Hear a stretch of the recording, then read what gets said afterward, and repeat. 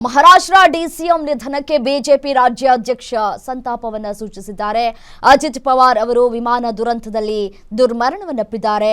ಮಹಾರಾಷ್ಟ್ರದ ಹಿರಿಯ ರಾಜಕಾರಣಿ ಆಗಿದ್ದವರು, 8 ಬಾರಿ ಶಾಸಕರಾಗಿದ್ರು, ಉಪಮುಖ್ಯಮಂತ್ರಿಯಾಗಿದ್ರು. ಅವರ ಸಾವು ಬಹಳ ನೋವನ್ನ ತರುವಂತಹ ಸಂಗತಿ.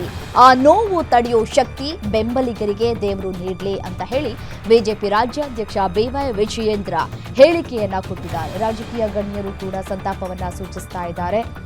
B Y Vijayendra, H D. ಕುಮಾರಸ್ವಾಮಿ ಅವರು ಮತ್ತೆ ಸಿಎಂ ಸಿದ್ದರಾಮಯ್ಯನವರು ಕೂಡ ಸಂತಾಪವನ್ನ ಸೂಚಿಸಿದ್ರು. ವಿಧಾನಸಭೆಯಲ್ಲೂ ಕೂಡ ಅಜಿತ್ ಪವಾರ್ ಅವರ ಈ ಒಂದು ವಿಮಾನ ಪತನ ದುರಂತದಲ್ಲಿ ಸಾವನ್ನಪ್ಪಿದಂತಹ ಹಿನ್ನೆಲೆಯಲ್ಲಿ ಅಲ್ಲೂ ಕೂಡ ಸಂತಾಪವನ್ನ ಸೂಚಿಸುವಂತಹ ಕೆಲಸಗಳು ಕೂಡ ಆಗಿದೆ. ಮಹಾರಾಷ್ಟ್ರದ ಹಿರಿಯ ರಾಜಕಾರಣಿ, ಅಲ್ಲಿಯ ಉಪಮುಖ್ಯಮಂತ್ರಿಗಳು ಅಜಿತ್ ಪವಾರ್ ಅವರು ವಿಮಾನ ದುರಂತದಲ್ಲಿ ದುರ್ಮರಣ ಹೊಂದಿರುವಂಥದ್ದು ಬಹಳ ಆಘಾತಕಾರಿಯಾದಂಥ ಒಂದು ಸುದ್ದಿ. 8 ಬಾರಿ ಶಾಸಕರಾಗಿ, ಆ ರಾಜ್ಯದ ಉಪಮುಖ್ಯಮಂತ್ರಿಗಳಾಗಿ, ಬೇರೆ ಬೇರೆ ಇಲಾಖೆಗಳನ್ನು ಕೂಡ ನಿರ್ವಹಿಸಿರ್ತಕ್ಕಂಥ ಒಬ್ಬ ಹಿರಿಯ ರಾಜಕಾರಣಿ ವಿಮಾನ ದುರಂತದಲ್ಲಿ ಇವತ್ತು ಇರುವಂಥದ್ದು ಬಹಳ ನೋವು ತರ್ತಕ್ಕಂಥ ಸಂಗತಿ. ಆ ನೋವನ್ನು ತಡಿತಕ್ಕಂಥ ಶಕ್ತಿ ಅವರ ಬೆಂಬಲರಿಗೆ ಆ ಭಗವಂತ ನೀಡಲಿ. ಅವರ ಕುಟುಂಬದ ಸದಸ್ಯರು ಕೂಡ ನೋವು ತಡೆಯಂತ ಶಕ್ತಿ ಆ ಭಗವಂತ ದಯಪಾಲಿಸ್ಲಿ ಅಂತೇಳಿ ನಾನು ಈ ಸಂದರ್ಭ ಭಗವಂತನ ಪ್ರಾರ್ಥನೆ ಮಾಡ್ತಾ ಇದ್ದೇನೆ. ಮಹಾರಾಷ್ಟ್ರದ ಹಿರಿಯ ರಾಜಕಾರಣಿ, ಅಲ್ಲಿಯ ಉಪಮುಖ್ಯಮಂತ್ರಿಗಳು ಅಜಿತ್ ಪವಾರ್ ಅವರು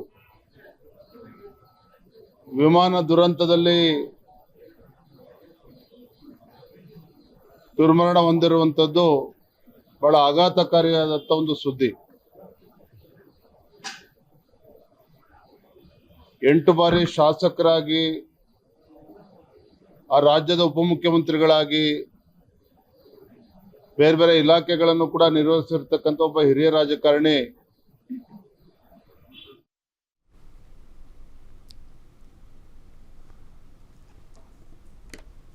ಬಿವೈ ವಿಜಯೇಂದ್ರ ಅವರು ಕೂಡ ಸಂತಾಪವನ್ನ ಸೂಚಿಸಿದ್ದಾರೆ. ಹಿರಿಯ ರಾಜಕಾರಣಿ, ಕೃಷಿ ಕ್ಷೇತ್ರದಲ್ಲಿ ಬಹಳ ಒಂದು ಹೆಸರನ್ನ ಮಾಡಿರುವಂತಹ ವ್ಯಕ್ತಿ ಇವತ್ತು ನಮ್ಮನ್ನು ಅಗಲಿದ್ದಾರೆ.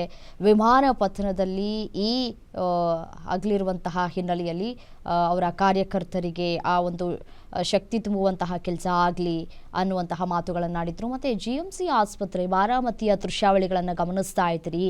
ಯಾವ ರೀತಿಯಾಗಿ ಕಾರ್ಯಕರ್ತರು, ಬೆಂಬಲಿಗರು ಆಸ್ಪತ್ರೆಯ ಮುಂದೆ ಜಮಾವಣೆಯಾಗಿದ್ದಾರೆ ಅಂತ ಹೇಳಿ ನಿಜಕ್ಕೂ ಇದೊಂದು ತುಂಬಲಾರದ ನಷ್ಟ. ಮತ್ತು ಆಸ್ಪತ್ರೆ ಬಳಿ ಬೆಂಬಲಿಗರು ಯಾವ ರೀತಿಯಾಗಿ ಕಣ್ಣೀರನ್ನು ಹಾಕ್ತಾ ಇದ್ದಾರೆ ಅಂತ ಹೇಳಿ ದೃಶ್ಯಾವಳಿಗಳಲ್ಲಿ ಗಮನಿಸಬಹುದು. ಅಷ್ಟು ಬಹುದೊಡ್ಡ ರಾಜಕಾರಣಿ,